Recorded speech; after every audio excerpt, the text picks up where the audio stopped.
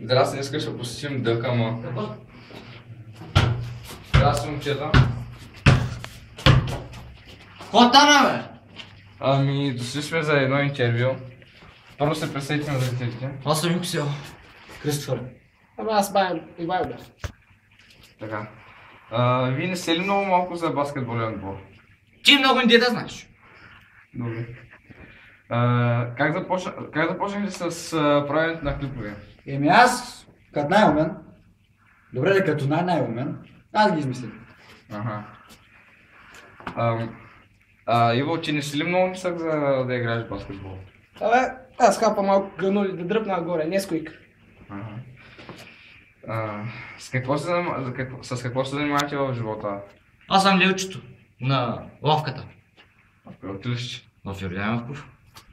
Аз съм комина чистач. Аз пък майстора там в Йовков. Личи си. Защо не си навън? Еми ни бегам от тебе, ма ти пак ме намери. Много в сняг. Каква музика слушате ви? Чага! Така, личи си. Какво правите през деня, докато не играете баскетбол? Търпе ги. Аз ги трая тези двамата. Искам да замахна в бура. Сега сте сърбили сега. Поздравете някой от вашите родители, каквото си решите подарите на зрителите. Да, Ивайло, че той го измислил. Мама и тати! Помаха им, дед. Мама, здрасти! Цялото село там, нашите са, да. Да, Ама, колко села имаш? едно-две, не повече. Феновете. Фенови имаш ли? Да. Чекай, да гръма. Браво на вас.